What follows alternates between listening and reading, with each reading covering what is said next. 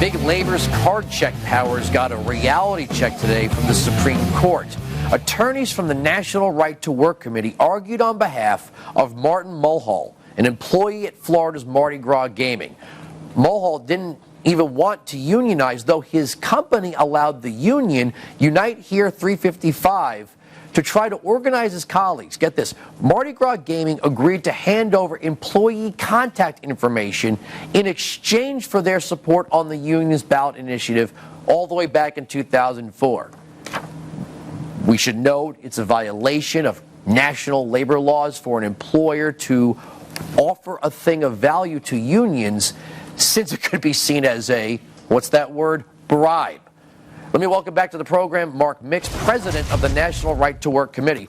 All right, so you have this union, Unite Here, Local 355, getting something of value from an employer.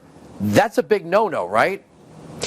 That's right, Andrew. Under the Taft-Hartley Act passed in 1947 and then reaffirmed in the Landrum-Griffin Act in 1959, which was directly related to corruption and organized labor and deals being made back and forth, bargaining, quote-unquote, over workers, not for workers, this union went out and said to the company, look, we'll help you win a political battle that you're interested in, but in return, the quid pro quo has got to be that you give us this information, give us access to your property, have a neutrality agreement, which means you say nothing about unionization to your employees, and then agree to a card check unionization drive, which takes away a worker's right to a secret ballot election. We believe that's clearly something of value, which is a violation under the law, and we hope that the court will agree with that too. Now, everybody knows the Wagner Act. Taft-Hartley was there to rein in some of the activities of the union, but it's not nearly as enforced by the NLRB or the courts like the Wagner Act, right?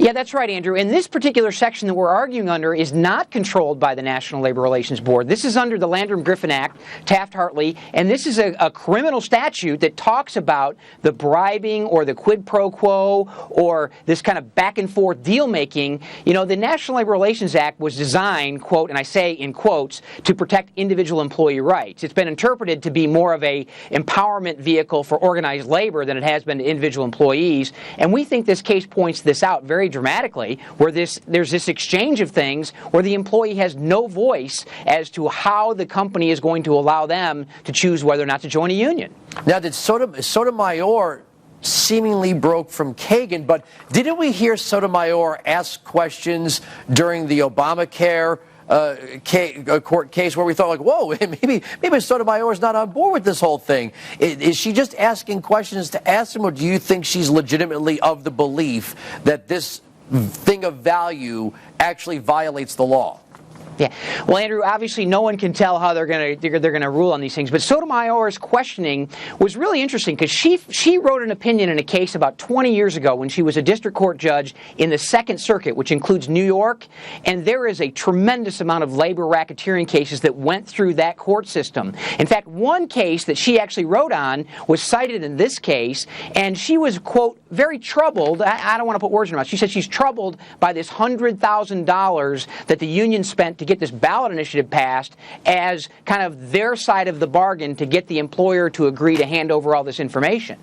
All right, while I got you here, the Tennessee Volkswagen plant, it seems like the UAW has just decided they're going to skip past card check and go right to negotiating with Volkswagen, whether the workers like it or not. Is that done in this country where it doesn't really matter what the employees want, or is that where we're headed?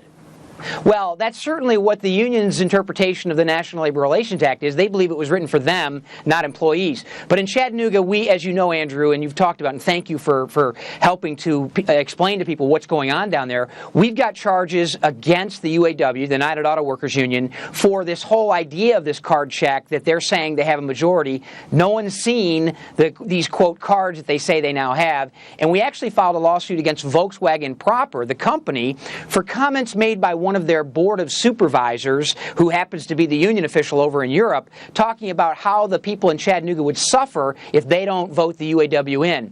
These cases have to be adjudicated before anything can happen as it relates to the UAW recognizing or, quote, bargaining for these employees. So we're not even talking about these work councils, right? I mean, the employee is getting caught up in this. I mean, to think that they wouldn't even have a say in whether or not they're unionized. I mean, doesn't that violate also state law? Isn't that a right to work state? How could the UAW and Volkswagen just decide to circumvent the process here?